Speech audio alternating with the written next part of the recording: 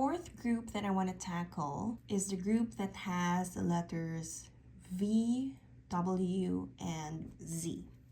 So far we've had ovals in our entry strokes. PBR, TF, IJ, all of them had ovals at the top portion. So we do have that same oval, very similar to here. Not quite, because we're ending it in a compound curve here. But you see the obliqueness, we want to try and mimic the width and the obliqueness with our choice for the other letters with our Z. The new thing here is our entry stroke is different. It's a compound curve. You can think of it as a stretched out part of your minuscule n. So our minuscule n goes like this. This last bit, which is a compound curve, we are taking this part and stretching it out to the left, but it's the same idea. Same here. This is your compound curve shade from the minuscule letters. You could also imagine that when you create this hairline stroke, it is part of an oval.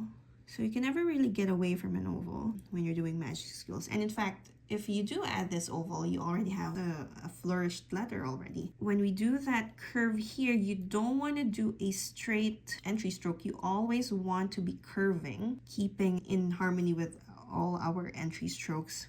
You are tracing part of an oval. And then this is an ornamental shade, so you don't want this shade to be as thick as your main stroke. So you want it to be thinner. And these terminal dots are optional, but I kind of like them. Well, sometimes I like them because if you don't have them, sometimes it looks like the letter might tip over. So if you have it, it sort of acts as your anchor up top and keeps your letter balanced. Our capital stem here, they don't stretch out as wide as we did for P. You see how wide we made this whole capital stem stroke. It's this wide. It stretches from here to this point to this point. But when I trace this out, it only spans this width.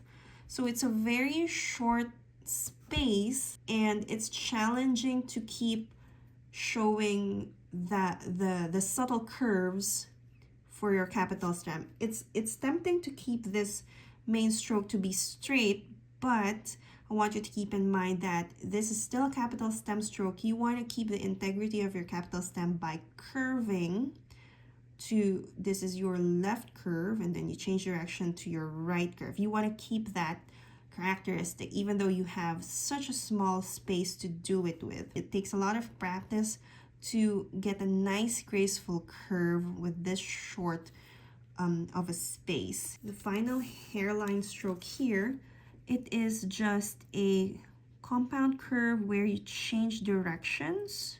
It's a compound curve hairline. It's a hairline that changes directions, and you can think about it as half of a figure eight. So you want to keep it graceful and balanced, changing directions right around the middle. And same for W. Your W is just basically two V's. The challenge is replicating the same stroke a second time. Our capital stem, you want to replicate the look of it, and you want to keep it equidistant to each other. Same thing for your hairline strokes. You want these two strokes to be as parallel as you can make it. So you see the equidistant quality here. They're parallel curves. I think that's pretty much it for V and W. For Z, you also have a short amount of space here to do your capital stem stroke, but you have more opportunity to do a hairline here, because you have a loop. So it's, when I trace how wide the capital stem stroke is, it's wider than what we did with V, but not quite as wide as how much allowance we have for letter P. It still pretty much looks like a straight stroke, but you want to really keep that element of curve at the top and curve at the bottom for your Z. You want to have an oblique oval here with the same characteristics as we had from the other letters. And then for the entry stroke here, you don't want to keep it too high because it's not helping the letter out. You want to keep it a little slightly lower in order to keep the letter nice and pretty and also balanced looking, because we're swaying, we're slanting to the right. But you don't want to put it too low because it's gonna affect the legibility of the letter. If it's too low, you might get confused with the minuscule letter. So you want to keep it still to the first third or half of our majuscules.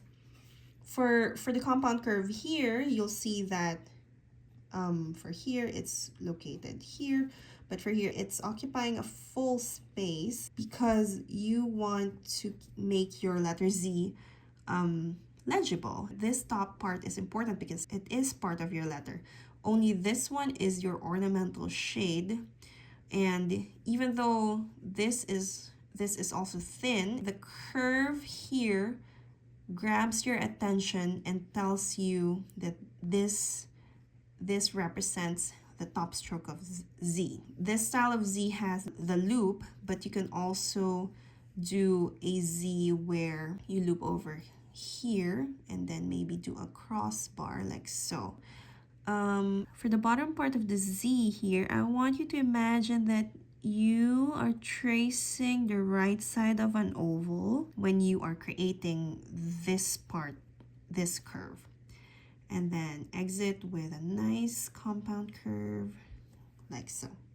Okay, let's get to writing our V, W, and Z. This is my baseline, waistline, first ascender, second ascender, and because we have Z, let me also write first descender, second descender. We're gonna go down up to here. So, entry stroke, I'm gonna start somewhere over here and create my compound curve.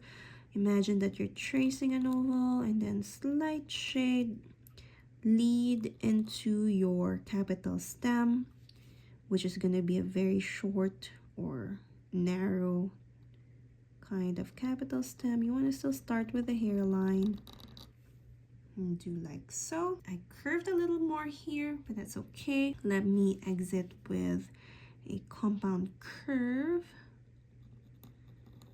and end with a terminal dot at the top. Let me try that again.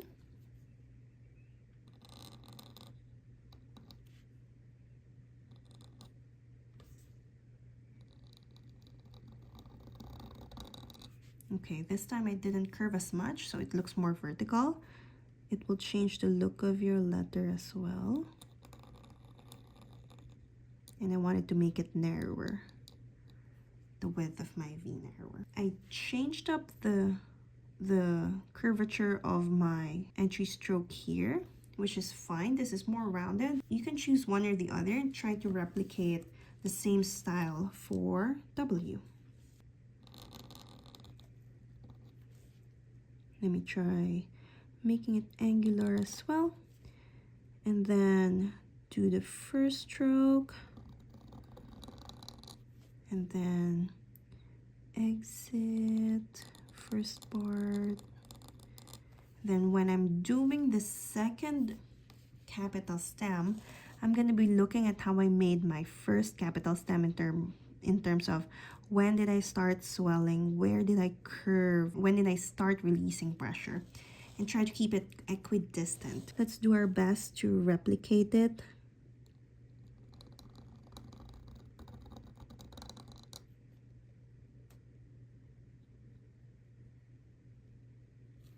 And then when I exit, I'm also doing the same thing with my hairline here. I'm going to try to mirror and echo and make it equidistant to that first hairline stroke, and add the optional terminal dot. Now for the Z,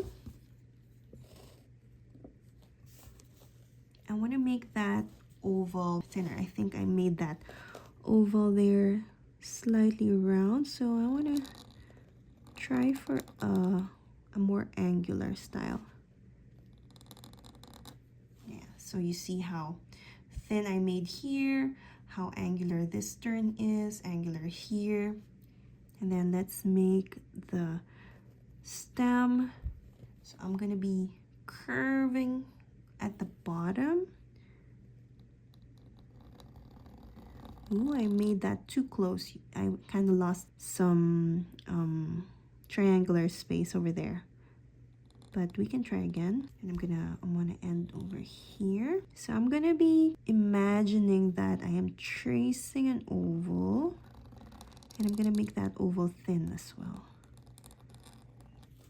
to harmonize with the letter. And let's add an accent shade over here to bring your eye close. Ooh, I overdid it. That's too thick. But let's try again. This time, let's see if I can make a rounder type of oval.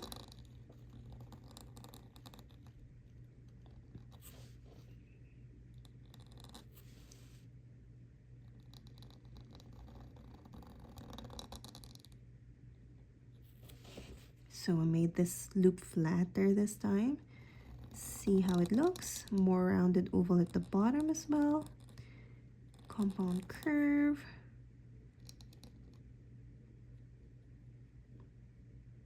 Okay, and we can also add another accent shade to our loop here, similar to how we did with the loop for R and B. I want to do another style of Z.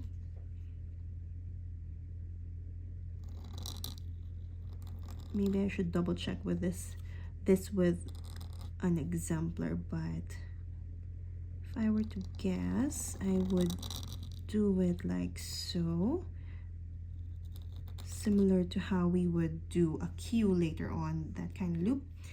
And then I want to make a crossbar similar to our F. Yeah, I don't know if this style of Z is in the Zenarian manual. I'll need to check, or maybe it's a modern style. Okay, so here you have our V, W, and Z.